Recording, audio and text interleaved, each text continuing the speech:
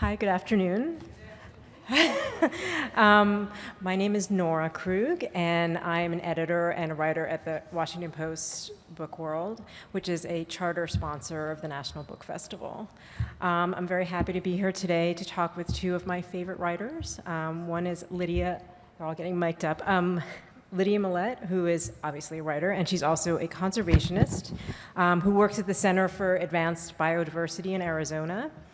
She's written books and stories that cover a wide range of subjects, from God and politics to science, mermaids, and marriage. They include Sweet Lamb of Heaven and Magnificence, which have been Pulitzer Prize and National Book Award finalists. Her collection, Love in Infant Monkeys, was a finalist for the Pulitzer Prize, and her latest book is the story collection Fight No More, which I took out of the library. Brendan Mathews is our other panelist today, and he is the author of the novel The World of Tomorrow, which was longlisted for the Center for Fiction First Novel Prize.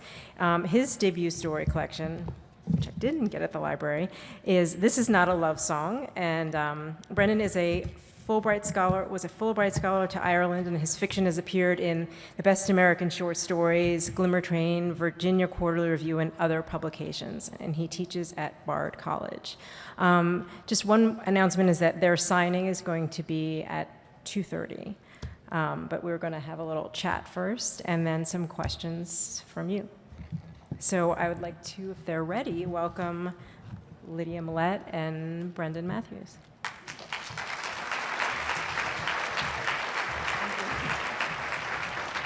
Thanks for coming, everybody. Are we ready? Oh, we're live. Okay, here we go. Welcome. They've given us a subject.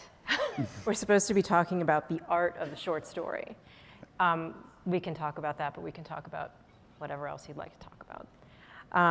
But I thought I would just start with, if you don't mind, each of you just describing your latest book in your own words. You want to start?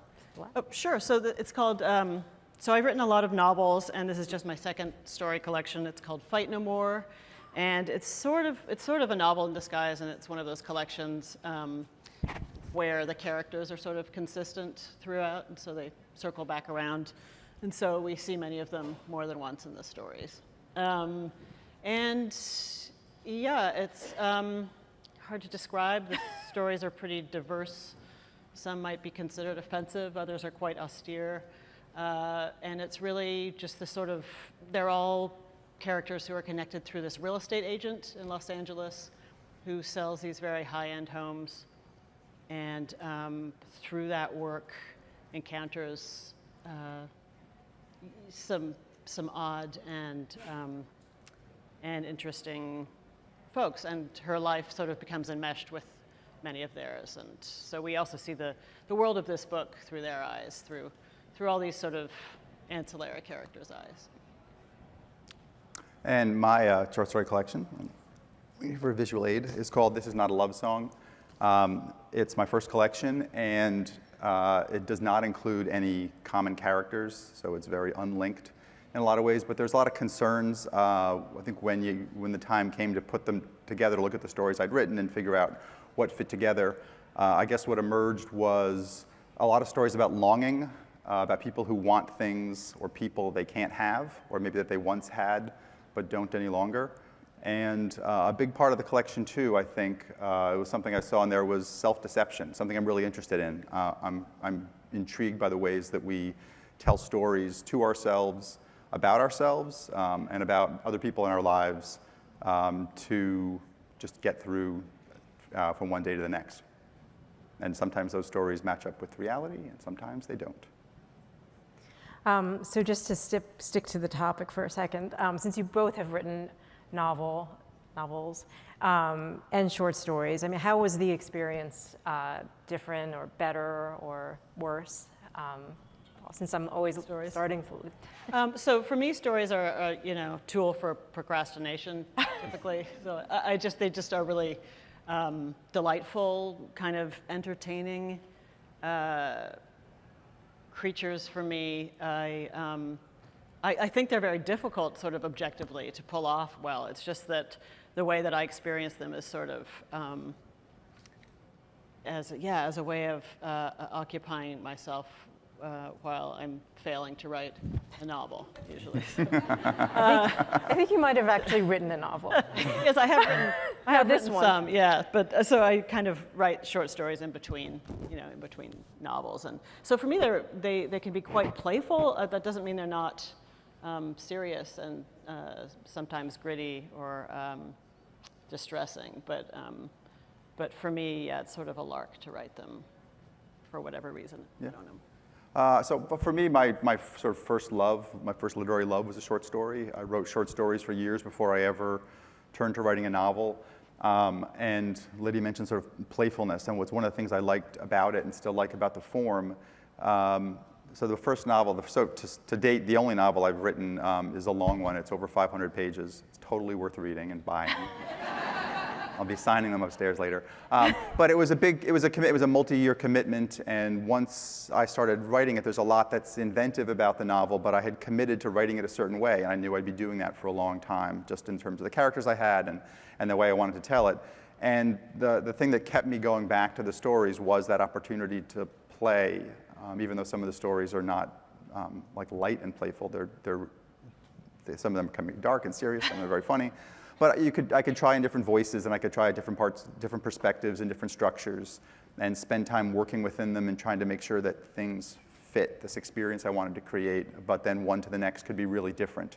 And even though I'm kind of a slow writer, and some of these stories took years to get right, some of them not so as long, that opportunity to spend time and then put it aside and do something entirely different is really exciting about story writing.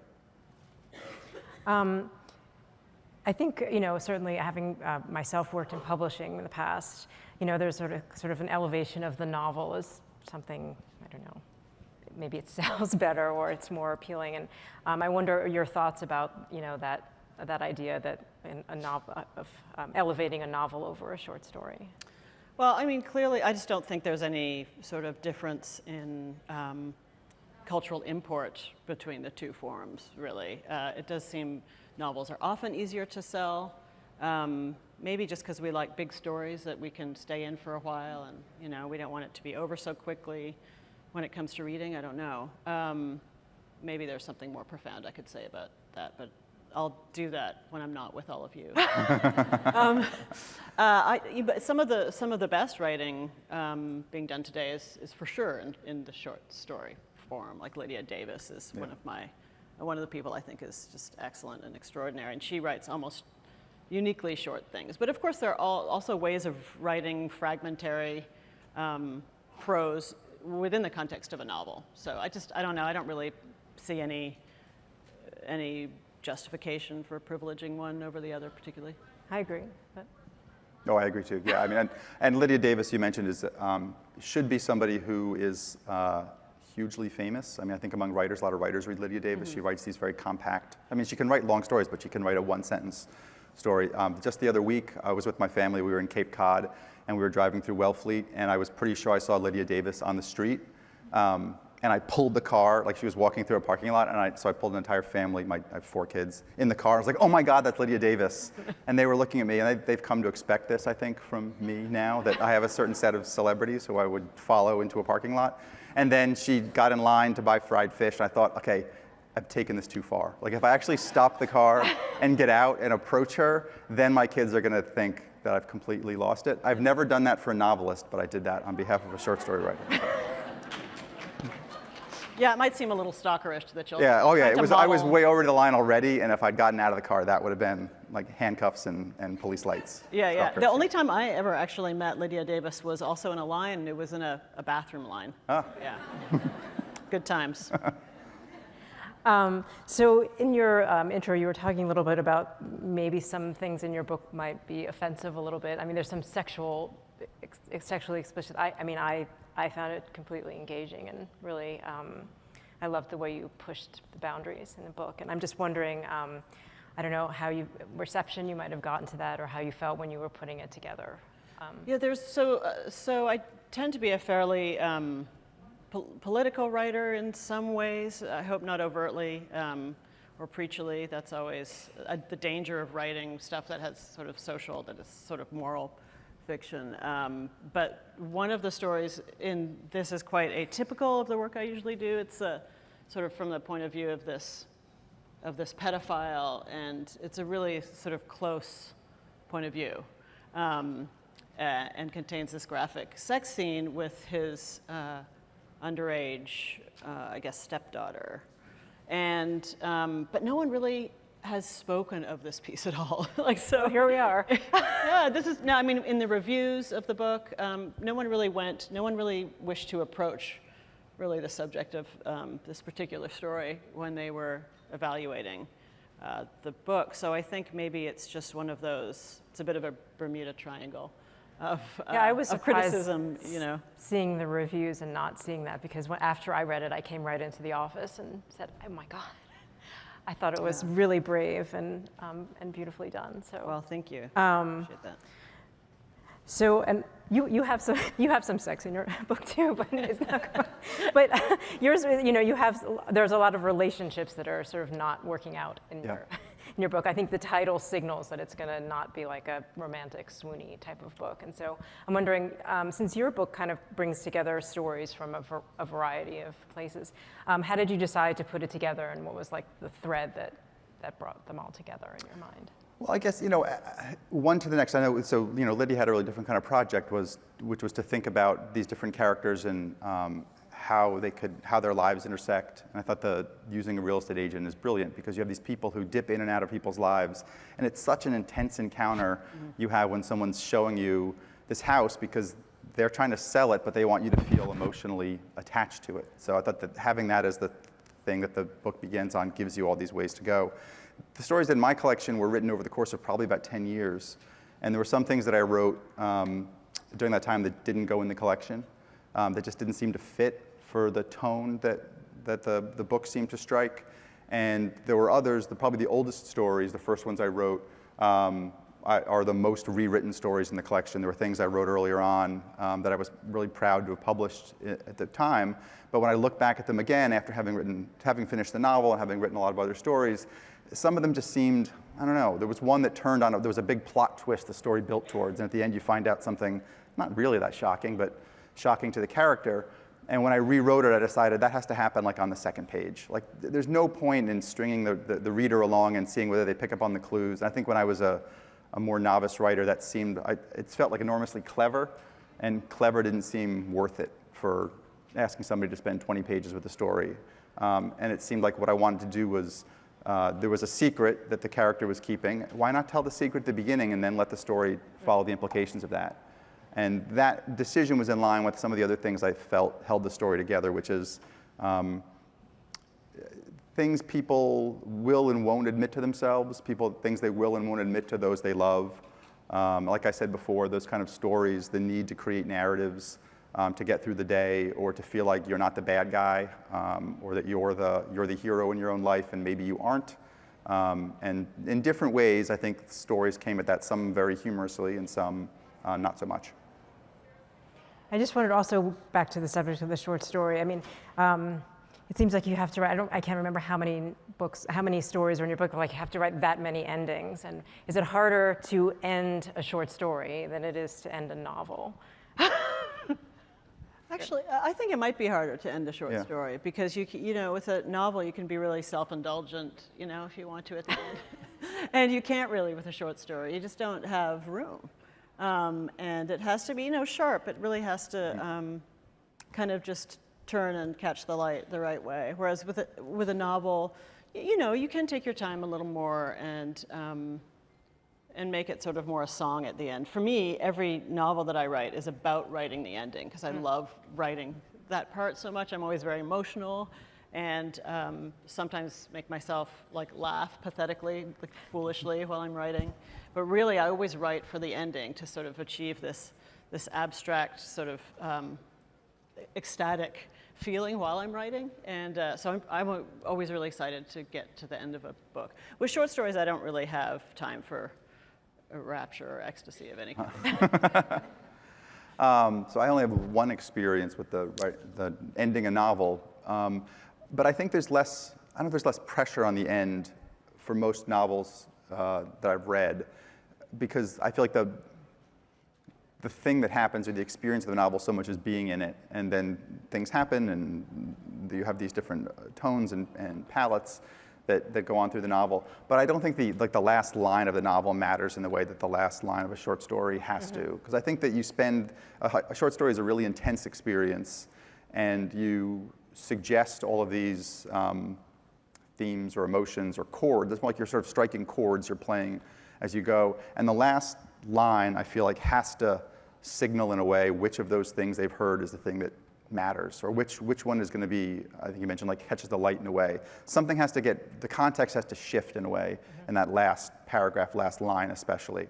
So I think that for me at least, the short story, that last line, there's a lot of pressure on it to get it right. And it's the one that I'll go over and over and over again and figure out if it's really ending the way it has to. And I think to work, it's got to go back into the story some way. It's got to send you back in to see something differently than you saw it before. So have you tossed endings along the way? Or? Oh yeah, or sometimes I've had like an ending that the ending sounds great. Like the words are all fine, and it feels like it should mean something, but it doesn't. And it's usually not the ending's fault, it's the middle's fault. The middle isn't setting up the ending properly. It's like, I don't know, I'm not a volleyball player, but somebody sets and somebody spikes. If there's no set, there can't be any spike. So there's something, and those pieces have to work together in a way. So speaking of exciting endings, I know we're here to talk about your short story collection, but I really loved your book, Sweet Lamb of Heaven, which I always say the hymn instead when and I mean that has quite an ending that builds a sort of a thriller. And I'm just also, I mean the book, feels, I don't know if any of you have read it, but you should. It has this like ripped from the headlines kind of story, seeming now, about a manipulative politician and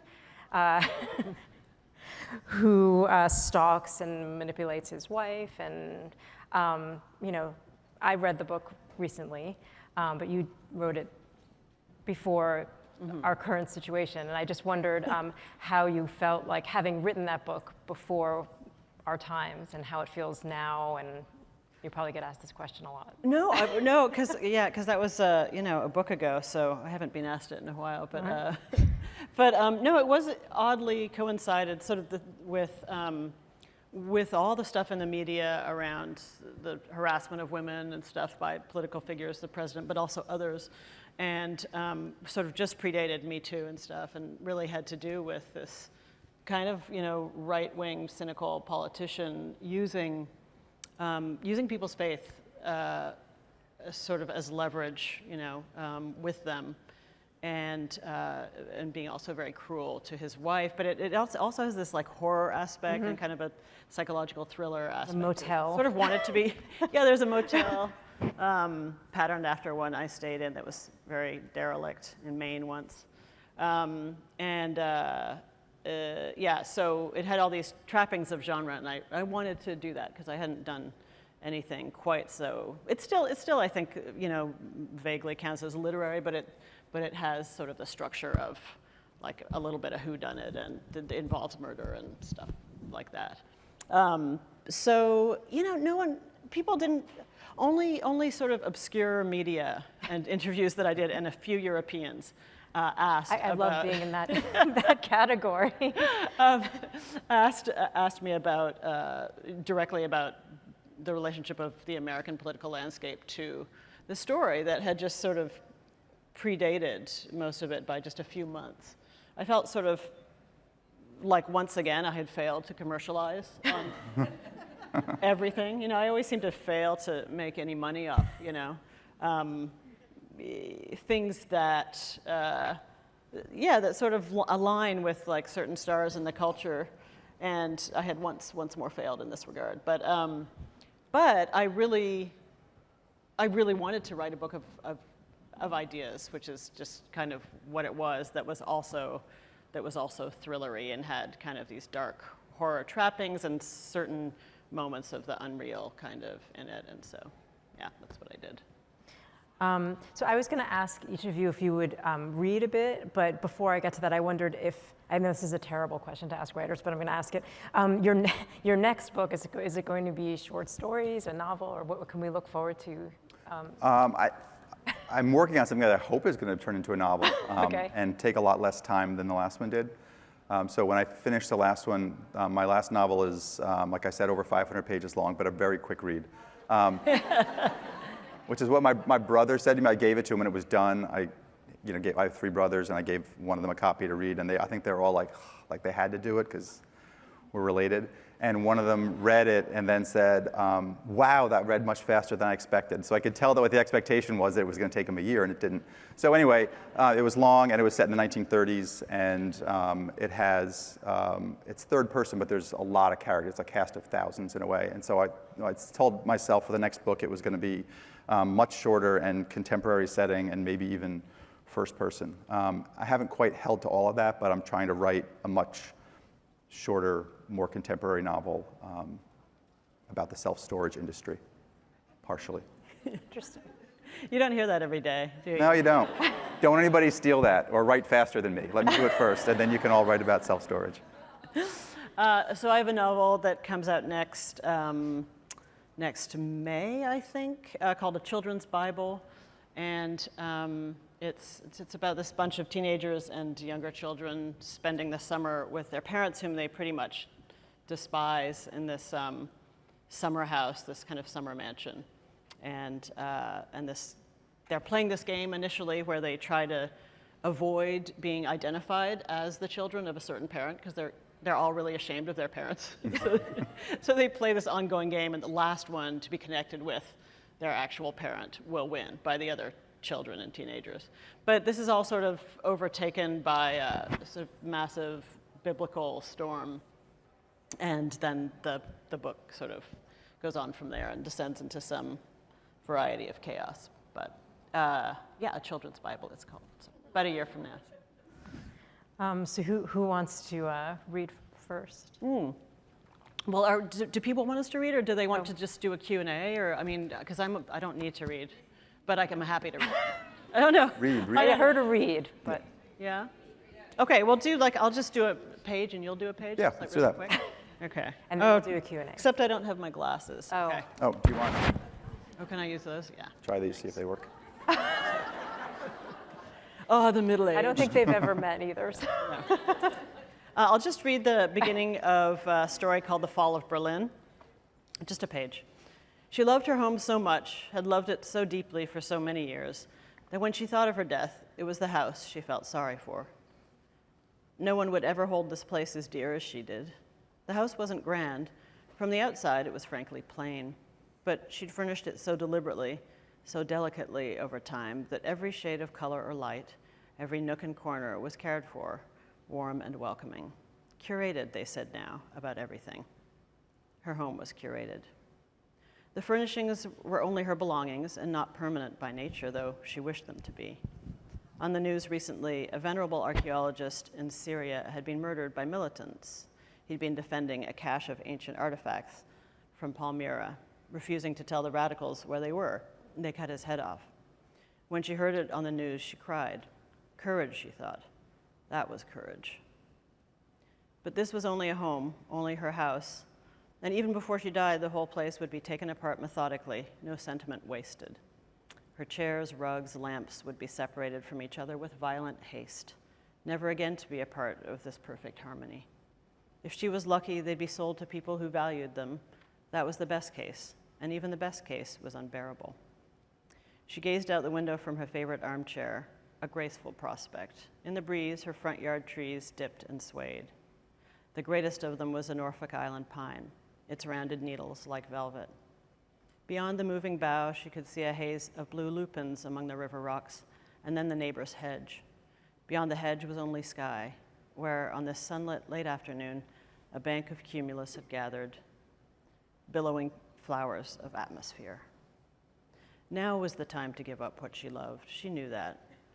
But it was so hard. She should have specialized in Buddhists instead of fascists. Then maybe she'd be ready for the world to fall away. Ready to rise, her arms outstretched, with nothing to the left of her and nothing to the right.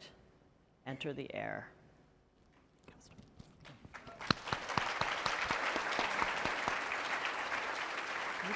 Watch your board. Sorry.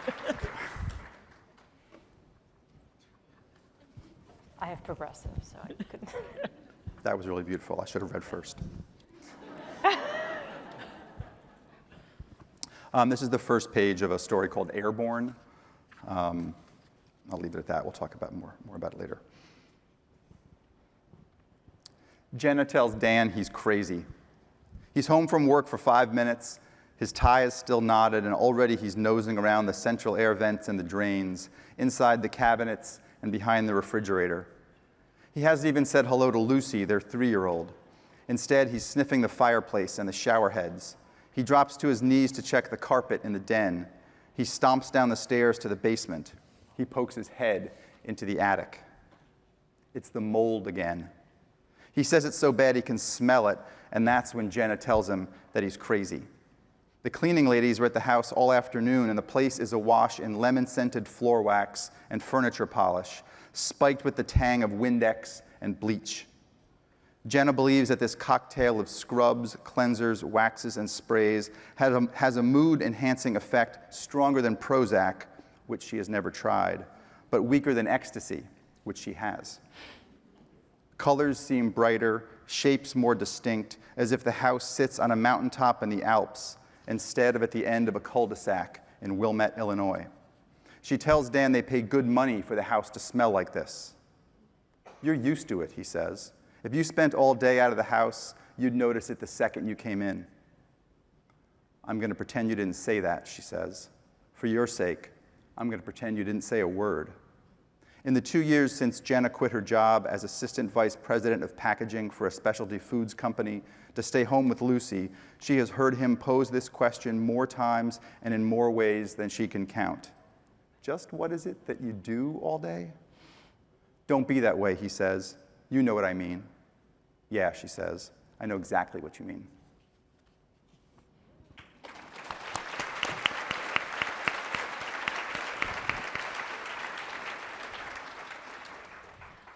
Thank you both. Beautiful. I think we can open it up to you all if you'd like to do some Q&A. Oh. It's like blinding. Yeah, it is.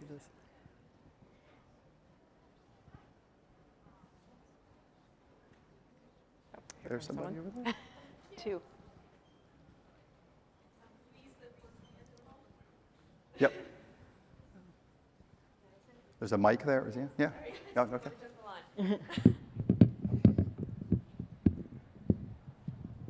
I'll just do this. I think I'm in the same boat as a lot of people here, when I say that I have an idea and I don't know if it's a short story idea or a novel idea. So I'm curious if you two, both having written stories and short stories and novels, if you have an idea, how you make the decision between the two, what you take into consideration, and if there's anything you've ever developed one way and then realized it should have been the other format. I don't know. Do you have something good to say about that? I'm not sure. I think having written short stories for a long time, when I started working on the novel, I knew it was a novel. I mean, and there was no way what I wanted to do I couldn't do it in even 40 or 50 pages. I knew from the beginning it was going to be a really big thing. So in that case, I knew. The thing I'm working on now, I think I went into it hoping it was a novel. I had a moment where I thought, like, uh-oh, maybe this isn't. But then I kept plowing ahead. And so I think I often don't know much about this thing that I'm writing, except I get a sense of the shape early on. So even from the idea or the first line or the voice that I hear or the image that I want to do, there's something around it that lets me know roughly what it is, like whether it's a novel or a short story, and then maybe how big it's going to be. I don't know about you. Like you said with Fight No More, it was a novel. Was it ever a novel? No. Okay. I always, I don't, it sounds coy or stupid depending on, the charity of your interpretation for me to say that I don't really have ideas, but I don't really have ideas exactly. I mean, I don't have them before I sit down to write something. I just sit down to write and then whatever, happens. So I'm not, unfortunately, calculated enough to make such a, clever decision. Really. I did when I first started out writing, maybe my first 2 or 3 books. I sort of planned in advance, but I don't really anymore. Beyond maybe sometimes having a title before I write the book, because I just like having titles. Yeah. Thank you. Thanks for the question. Sure. Let's see. Hello. I'd like to get back to the art of the story form, and both of you all have mentioned it. One, the fragmentary type of style, and Lydia Davis, of course. And what do you find the value of these short fiction nowadays? Sometimes they call them flash fiction or microfiction, but in this fast-paced world, you know, some people complain, I don't have time to read, but they see something like Lydia Davis and they say, wow. And are any of your stories shorts or micro stories? Yeah. I think, you know, there was this, I don't see these articles much anymore, but for a while people were saying like, oh, this is going to bring about some sort of renaissance of the short story because people can read them on their phones and they can read them on the way to work or wherever they read things, which I don't think is true. Because I think a really good short story, even if you're willing to give it time to let it work on you the way that it's supposed to, like a Lydia Davis story, the fact that it's a paragraph or a couple sentences, it's not because it neatly resolves itself in a paragraph, it messes you up when you read it. Like you read it and it troubles something in you and you can't put it right for a while. And I think whether it's shorter or longer, and flash fiction does something too, like in a paragraph, it has to get you somewhere where you're a little disturbed. And I think the idea that you'd read that on the way to work and then like sit down at your desk and start processing spreadsheets is probably the most destructive thing to productivity in America. It could be a good thing. But I don't think it's about format or time. I think a good story, I think people have a hunger for them, but I think that part of the thing about the short story is the investment of time reading it might be short, but I think it's supposed to stick with you and really make a claim on you that you have to be willing to allow it to do. Also, for that period of time, and I think people, yeah, I think you're right that people aren't sort of talking about this because it ceased to be interesting as much anymore. Not that flash fiction isn't interesting or doesn't exist or whatever, but the conversation around how it was going to rejuvenate.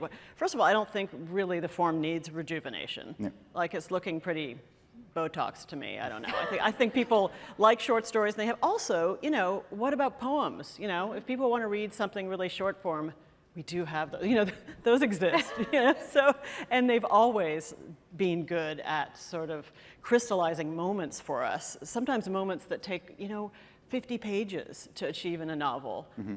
These are moments that poems, if we know how to read them, and not bad poems, but good ones, you know, that can bring us so quickly. So I sort of thought that was a lot of, you know, much ado about nothing around flash fiction, right. Just like people talking about irony being dead after September 11th or something, you know. No. Anyway, thank you. I think there was a hope that if we talked about it enough that people would start paying short story writers more. Because there'd be a commercial, somebody was going to make money off of it, and it didn't work. Yeah. We tried. Of all the subjects that you could possibly choose to write about, how do you choose? How do you choose them, and have those choices changed over the course of your careers? So Lydia mentioned earlier that you know, you start to write. Like you don't start with an idea, you write your way into the idea. And I think that's true for me as well. Like I'll start with something and write and sort of see if it becomes something that's interesting to me or something I care about. And a lot of times, you know, I'm not an essayist. I'm writing towards a story. I want the story to matter. I want there to be character or characters or voice or something that draws you in. And sometimes it's only after the fact that you recognize what the issues were, you know, that you're interested in or what you were grappling with. And the outside world can throw those into relief. So I mentioned, like, when I was looking at the stories that go into This Is Not a Love Song, like deception is a big part of it. A lot of these stories about relationships, and I feel like that deception, self-deception is a big part of that. And I thought about it in a very personal way here. But then as the stories kind of came together, and I started to think about how does that happen in a larger way. And then given the kind of, I don't know, given these times, the political climate we're in right now, some of the self-deceptions become more apparent.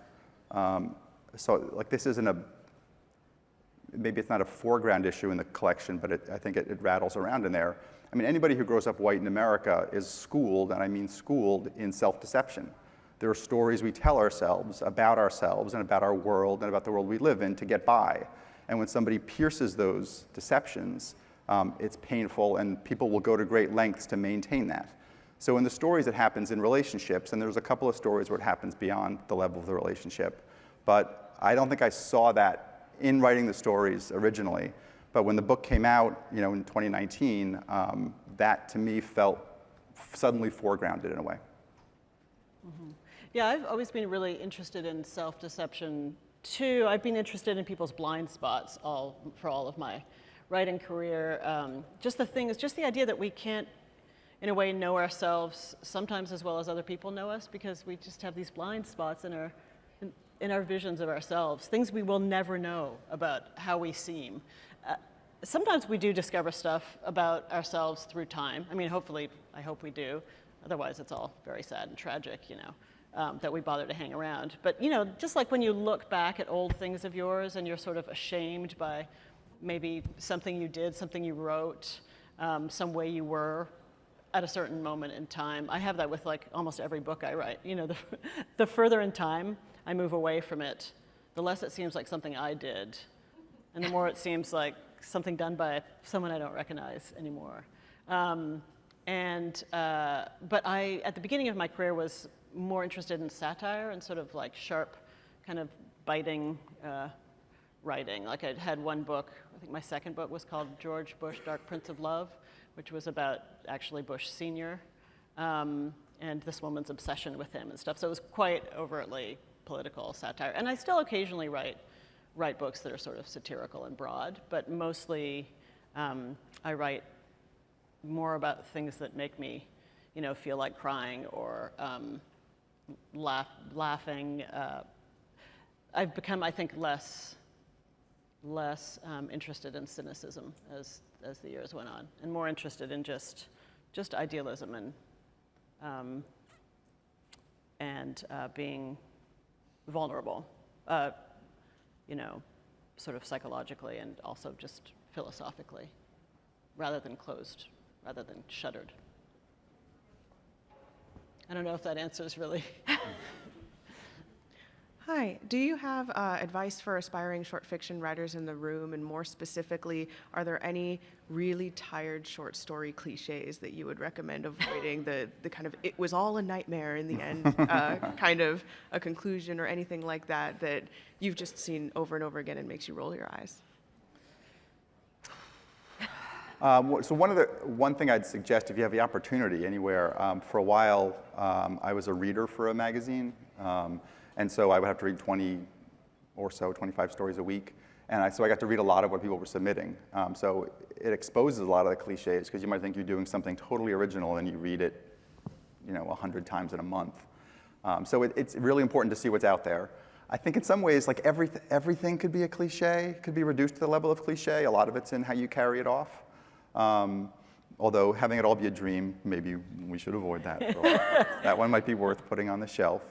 But other advice, I teach, and so my students come to me with these kinds of questions all the time, and I think that you have to be open to criticism. Like, you have to find people who you trust as readers, not necessarily your friends who tell you how great your work is. You need somebody who you trust, who will tell you when you're on and when you're off, somebody who knows you at your best and will push you to get there. And in some ways, you just have to be a little bit bulletproof. You send stuff out, you get told no so many times, a lot. I had this conversation with somebody recently. I counted up rejections. So the last story that I had that was in Best American Short Stories was turned down 26 times before it was accepted by the magazine that then got it into Best American. So take that, 26 editors.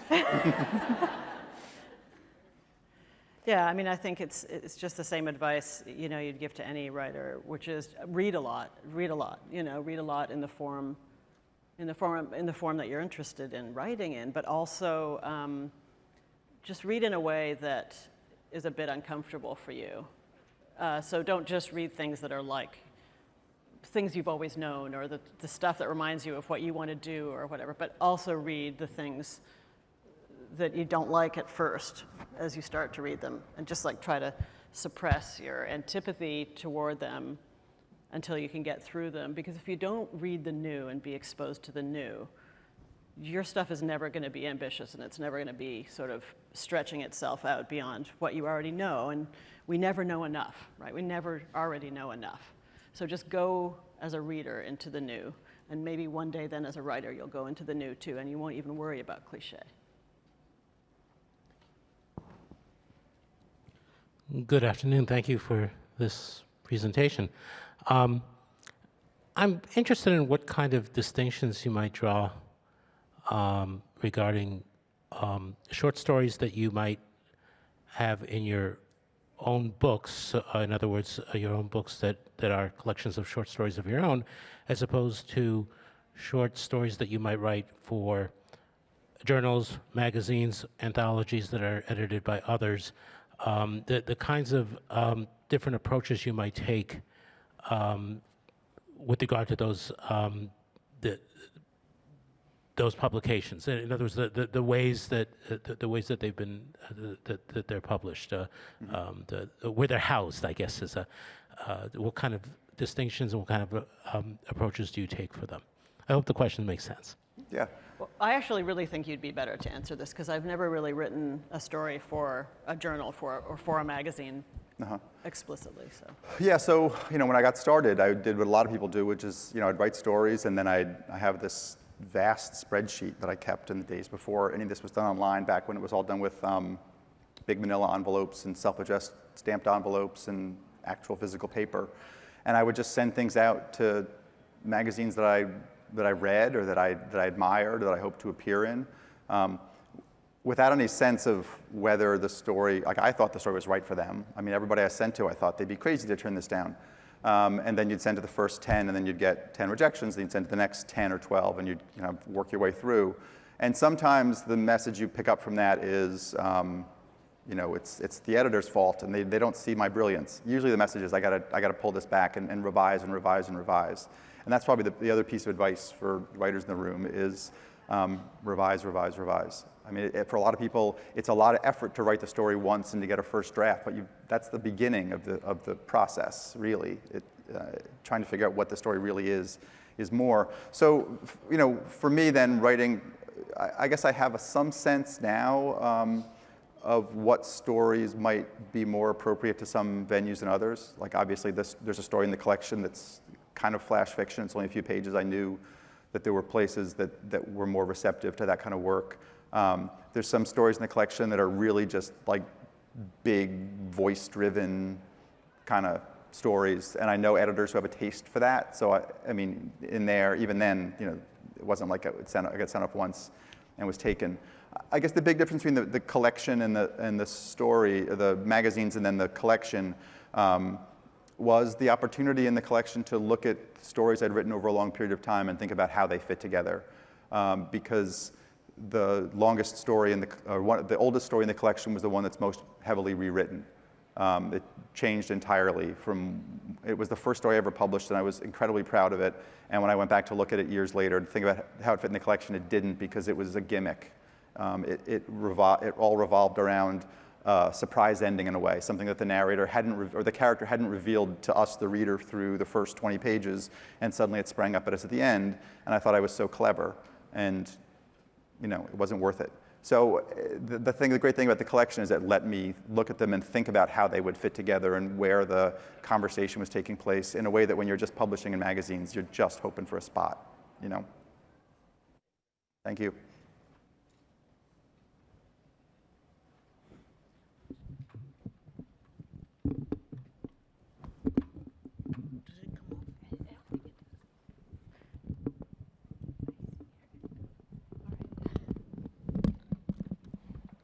Oh, okay. So, I actually write myself, and I'm actually in high school, and I write for my school magazine. And one of the biggest problems is I write it, I send it, and it gets out there, but no one reads it. So, like, coming up as a writer, how did you get your stories out there? How did you make sure people knew that you wrote it and that this was yours, and that how did you make yourself known? Well, I can say that I did not succeed in making myself known in high school. So I think you're ahead of the game anyway. And also now it's in a way easier and in a way harder than it was when we were young, because there's content everywhere, and so in a way, that's bad, right? Because we have this just seeming wash of content everywhere in the digisphere or whatever you call it. And at the same time, it's easier than ever for you to make your things available, right, to people's eyes. It's easier technically and in terms of the numbers of people who can be exposed without really having to theoretically pay any money, like buy a book or anything. People can be exposed to your work, right? So I think that's a hopeful thing. Yeah. I think one trick I'm told works sometimes is sort of affinity communities. You know, finding a community of people who are interested in writing and reading about the same things that you're writing and reading about, and just be a participant and engaged in that community, and then people will want to read your work because there are people there you already know, or they're sort of pre-screened by their interest in the same matters that you're interested in. That doesn't always work if sort of your interest is rather general, which is what happens to me. But do you have counsel on that? I don't know. Oh, I mean, I completely understand how you feel that you publish a story and then it's out there and no one's reading it, and you're thinking, where is the praise? Where is it? Why has no one carried me like on their shoulders through a crowd? Like, why is there no celebration? Where's the confetti cannon? Like, I published a story. But I think that just means that you are a writer, because it matters to you, but you have to understand that, even if it's not mass acclaim, you're reaching readers. Someone's gonna pick up the story and read it, and whether they ever say anything to you, like, hey, that was a great story, or not, you're connecting. And I think that Lydia's right about looking for ways to reach beyond even, like, it's great that you're publishing in the school magazine in high school, because you're, again, way ahead of where I was. But like a lot of my students are part of online communities where they share stories, and they have these vast networks of people, and they're always kind of cheering each other on. And so the technology does enable you to reach out and find more people who care about the work that you do. Does our 1 minute give us one more question or not? Yeah. I think there's one on each side. Why don't you go ahead? Oh, just do it. Okay, so I think you maybe brought this up. I was wondering how much language plays into the revision process, or even the initial process of writing. Like, is it mostly about revising the storytelling part of it, or is it more about the language? Like, do you belabor one more than the other? Are they the same? Do you give the same amount of time to that process? I guess I'm talking about language versus story. Yeah. That's the question. I mean, for me, most revision now is language revision, where I'm just kind of, it's almost like I just nitpick sentences, like I'm almost molesting them in a certain sense. I really just like continue to try to fish at them and poke at them until they don't sit wrong with me or whatever. So it really is just about this micro level. I'm even sort of can become obsessed with how often a certain word exists in a text and wish to rid myself. Because I've noticed that in published books sometimes, it was never noticed by anyone, but I use the same bizarre word 3 times in one page or something. I'm like, how did I do that? That's just embarrassing. It's like walking around with spinach in your teeth, you know? You remember what the word was? I've done it multiple times with multiple words. There's whole endings of books I would rewrite if I could. And so recently for me, the past few books it's really been about kind of going through with this fine-tooth comb sort of obsessively and trying to make the language cleaner for myself. But occasionally there's a plot thing that will happen too, but mostly it's about that for me. I don't know about you. Yeah, it's a mix, story to story. I'm pretty obsessive about revision, and it can mean like changing the point of view. It can mean reworking whole parts of it, figuring out only the 3 pages in the middle work and throwing away everything else. So when I get to the part where I'm tinkering, not tinkering, but when I'm on the language level, that's when I feel like I'm on the glide path home, because a lot of the heavy lifting happens first. All right, I think we got the wrap it up sign, so. Oh, okay, sure. We'll be. Oh, sorry, we got one quick.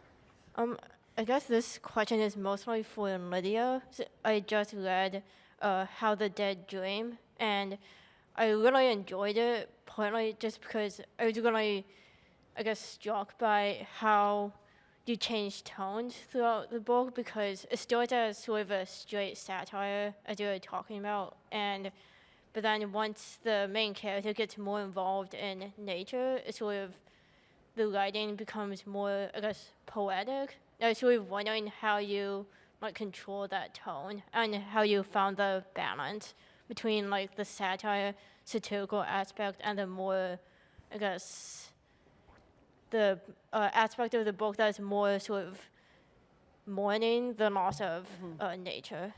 Yeah, thank you. I'll keep it quick, but thank you so much for asking that and for the kind words about the book, and also for just noticing how the tone changes so radically from the beginning of that book. In the beginning of there's this kid who's just like a budding capitalist, and in this very literal way, he goes around with like holding like pouches of coins in his mouth and stuff, and it's modeled on my brother. But anyway, and then by the end, he's sneaking into these zoos to be near, like physically near these creatures that are sort of endlings, sort of some of the last creatures of their kind. And of course, it's not really approved, to sneak into zoo enclosures and do this. So, but it does. The tone changes a lot from this almost ribald kind of tone to this more elegiac tone over the course of the book, and that's sort of a weird thing to do in a novel. And so I don't know if you think I pulled it off, thank you. I really appreciate it. But it's what I wanted to do. But it's an odd way to manage a novel. So thank you so much. Thank you all for coming. Yeah, thank you, everybody. Great. Thank you.